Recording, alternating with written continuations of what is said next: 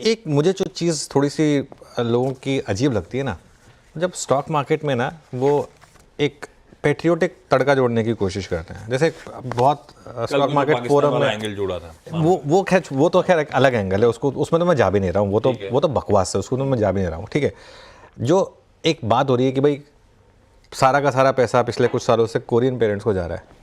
Korean company है, 100% अब तक ओन कर दी थी, उसके पास ही जाएगा ना, और किसके पास जाएगा? अगर आपने किसी कंपनी को अलाउ किया है कि आपके यहाँ पर आ जाए, और जरा ग्राफिक्स रख दीजिए इसके सब्सक्रिप्शन के, अगर आपने किसी को अलाउ किया है कि आप यहाँ पर आएँ और रन करें कंपनी को, तो वो लीगली कर रही है सब कुछ, उसमें कोई दिक्कत नहीं है, और वो यहाँ पर ऑपरेट कर रही है। अब वो आप यहाँ पर पैसा कमा रही है अगर, तो वो अपना पैसा, उसके पेरेंट्स जो हैं वो पैसा कमाने के लिए बैठे हैं ना। दूसरी चीज़ यहाँ पर डिस्कस हो, तो अब वो डिविडेंड जो है, अगर कंपनी को लगता है कि हर साल वो और कैश जनरेट कर सकते हैं, तो और कैश जो जितना कैश जनरेट कर रहे हैं वो अगर अपने प्रमोटर को दे रहे हैं, तो इसमें क्या दिक्कत है? बिज़नेस का मतलब ही यही होता है। दूसरी बात, बहुत लोग कह रहे हैं कि रॉयल्टी, पहली बात तो है नहीं कि किसी कंपनी ने रॉयल्टी दी अपने पेरेंट को, और उसी का एक जो कंपटीटर है यहाँ पे मारुति सुजुकी, वो भी रॉयल्टी दे रहा है, उसमें भी कोई दिक्कत नहीं है। ठीक है, तीसरी बात यहाँ पर जो आ रही है कि ये जो कंपनी है वो सारा का सारा, बेसिकली बात सारी की सारी ये हो रही है कि सारा का सारा पैसा पेरेंट के पास जा रहा है। उसमें दिक्कत क्या है? अच्छा, एक और चीज़ डिस्कस हो रही है कि अब जितना स्टेक बेच रहे हैं, उसके बाद एक और ऑफर से लाना पड़ेगा 75% नॉर्म मीट करने के लिए। उसमें भी क्या दिक्कत है? कई कंपनियां करती हैं इस तरीके से, पैसा रेज करती हैं, उसके बाद दोबारा IPO लेकर आती हैं। मेरे ख्याल से दिक्कत इन चीज़ों में नहीं होनी चाहिए। Hyundai के IPO में सब्सक्रिप्शन को लेकर मुझे दिक्कत सिर्फ एक है।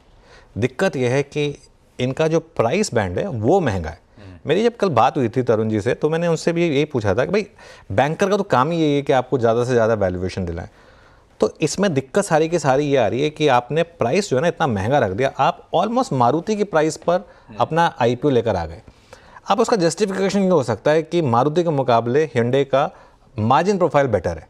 ठीक है, अब अगर मार्जिन प्रोफाइल बेटर है भी, तो भी इसका मतलब ये नहीं है कि आप एक जो ऑलरेडी कंपनी जो 2003 से लिस्टेड है कंपनी, उसके मुकाबले आप उसी प्राइस बैंड पर लेकर आए। ठीक है, तो यहाँ पर इस वजह से इसको सब्सक्रिप्शन नहीं मिला। वैसे खैर आपने जिस बात की कि थर्ड डे पे नॉर्मली ज़्यादा सब्सक्रिप्शन मिलता है, वो मैं मानता हूँ उस चीज़ को।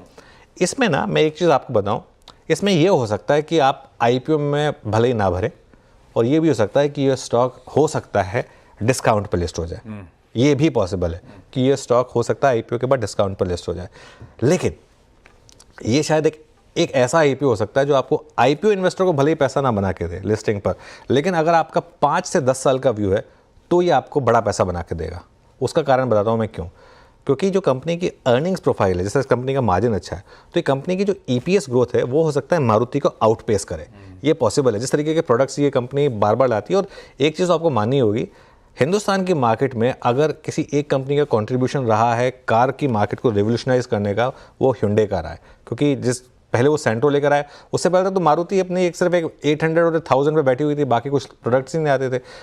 वो जब सेंट्रो आई, उसके बाद मारुति को एक के बाद एक प्रोडक्ट लाने पड़े। उसके बाद काफ़ी टाइम तक मार्केट ढीला रहा। फिर जब ये क्रेटा लेकर आए, उसके बाद बाकी सबको, क्रेटा इतनी बिकी कि उसके बाद बाकी सबको उस हिसाब से SUVs लानी पड़ी, और उस स्पेस को फिर इन्होंने ऑक्यूपाई किया। तो उस हिसाब से यहाँ मुझे लग रहा है कि आपकी दिक्कत इस चीज़ पे होनी चाहिए कि प्राइस बैंड खराब है। बाकी जो चीज़ें ना वो दिक्कत का मामला नहीं है। बाकी जो चीज़ें हैं वो एक नॉर्मल बिजनेस है, हर कोई करता है, इसमें कोई गलती नहीं है। हाँ, प्राइस बैंड इनका खराब है, इसके लिए मुझे लग रहा है कि सब्सक्रिप्शन कम आ रहे हैं, और इसके लिए मुझे लग रहा है कि इसकी जो लिस्टिंग है वो खराब हो सकती है। लेकिन अगर आपका 5 से 6 साल का व्यू है, पैसा बनेगा वहाँ।